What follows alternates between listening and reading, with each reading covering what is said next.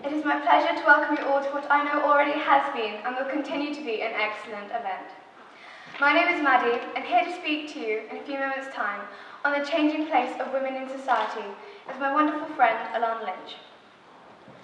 We, along with Isabel, who I'll introduce later, are in Year 9 in Woking High School and are very excited to be taking part in the Youth Speaks competition today. As well as being a keen and forthright speaker, Alana is also a very talented singer, and we have both sung in a local band in front of many people for several years. As this is early days in Alana's public speaking career, I suggested that it might be a good idea if she actually sang her speech. Alana politely declined. Alana is a young woman who has a strong mind about her, and a very good one it is too. She is not afraid to go all out on topics that she believes in, and boy is she passionate about her speech today. She has done some extensive research on her topic, forcing herself to watch hours of Pretty Little Lies on Netflix or numerous chick flick movies. Thank you, Alana. That must have been tough. Alana will be exploring how women's lives have changed in Great Britain over the last 70 years. Since 1945, we have had women in all the top leadership roles. 1 queen, 2 female prime ministers, and, most importantly, an all-female hosting lineup on Strictly Come Dancing. But has life really changed for ordinary women? This is what Alana will be exploring today, so please welcome her to speak to you on the changing place of women in society.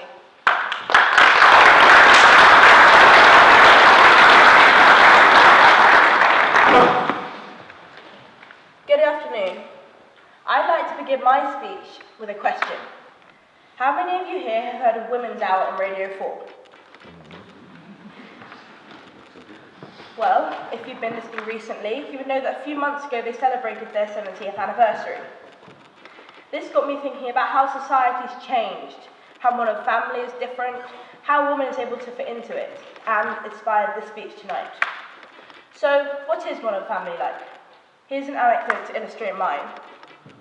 Every Sunday, my family goes to church, but this Sunday was a little bit different. My younger brother Aaron had a football match straight after the service. This meant we needed 2 cars. My dad drove away first with himself and my little brother Mason. My mum drove away second with herself and me. No one drove Aaron. In fact, no one noticed he was gone until about 10 minutes into the service. Panic set in, and there was a rapid rush to go home and get him. We found him in his room, with his headphones in, unaware that anyone had actually left. Now, this may seem like a pointless funny story, but there is a point, I promise.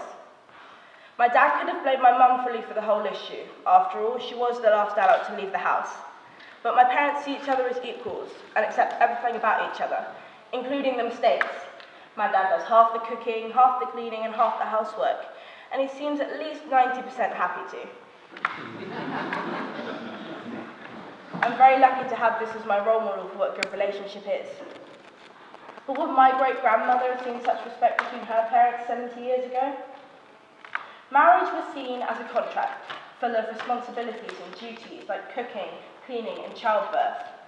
In 1945, society stigmatized single mothers, with only 5% of children born outside of marriage. Despite this, wives were urged to turn a blind eye to their husband's adultery. In 1955, Housekeeping Monthly published a guide to being a good wife. 1. Prepare a meal. Make sure you plan ahead, even to the night before, to have a delicious meal ready on time. 2. Prepare yourself.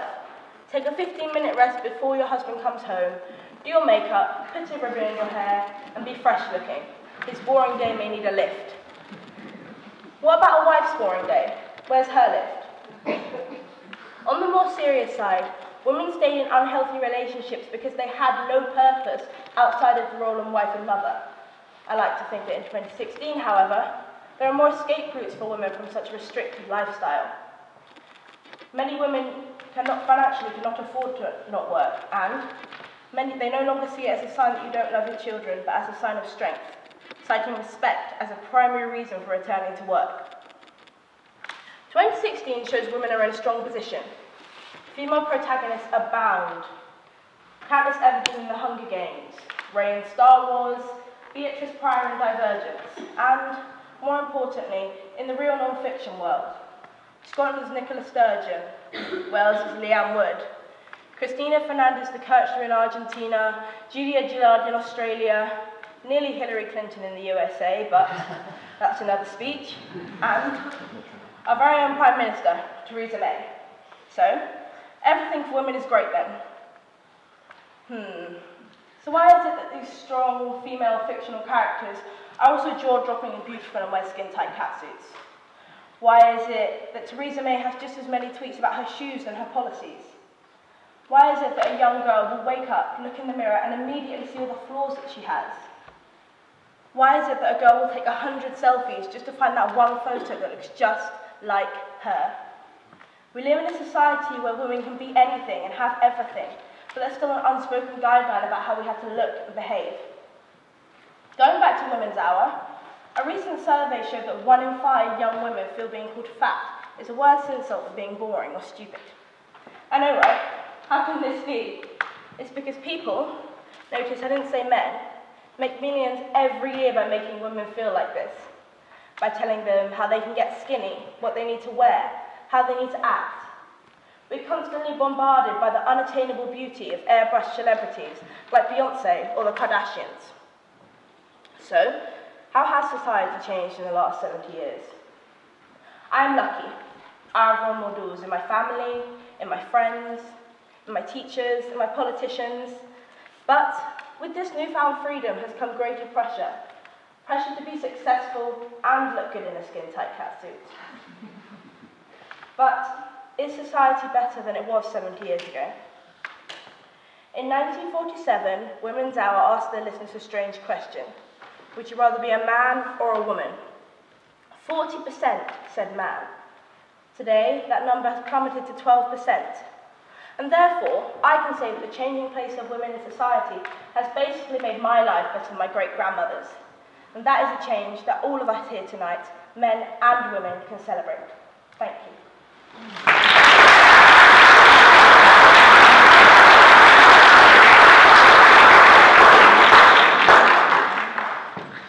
Thank you. Could we please have a question from Mr. Tanner? Yes, thank you. You mentioned how the position of women today has improved, but there are still perhaps some things that need to improve further. So if you could change one thing to improve the position of women today, what would you choose to change? Thank you. Is that question clear? Yeah. If I could choose one thing that I would change to improve women in society, it would probably be social media.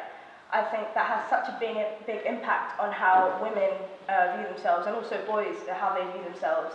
I think that we are, everywhere we go, we see pictures of people that have the ideal body shape or look perfect. And we feel as though we need to be that way. And I think that people need to be aware that they don't. And they need to be aware that there is no perfect body shape and there is no ideal body shape. And I think that, so it's less changing one thing, it's changing people's mindsets. And I think social media is such a big part of that, that's one thing that I would affect if I had the chance. Thank you.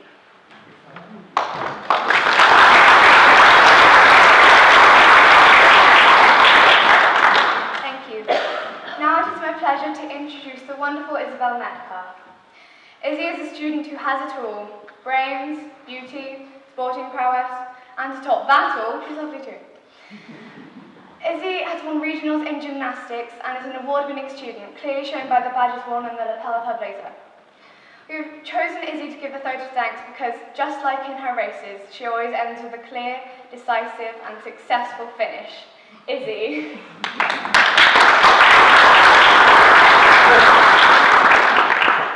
Maddie, thank you for that embarrassing introduction. But what I really want to do is thank you, Alana, for your powerful speech on the changing place of women in society. So, let us just reflect a bit more on some of the key points that stuck in my mind. Firstly, who can forget that nearly 40% of women in 1947 wished they were men? 40%. That's only half of the women here tonight. In fact, why don't we have a quick show of hands? In the room today, how many of you women feel that life as a man would be better? A couple of exceptions, just as I thought.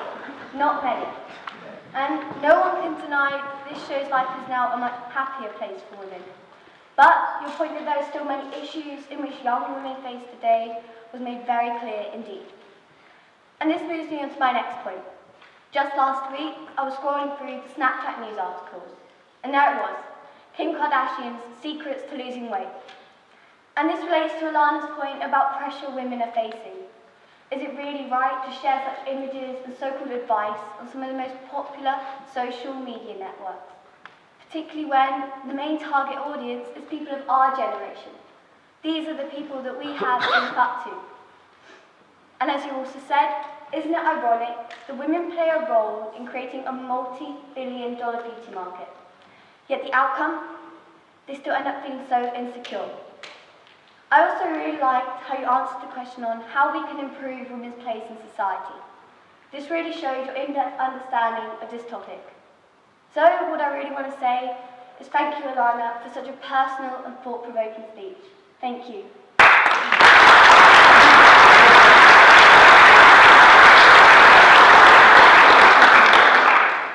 Thank you very much, ladies and gentlemen. I hope you have a wonderful rest of the day. And this concludes our entry for Woking High School. Thank you.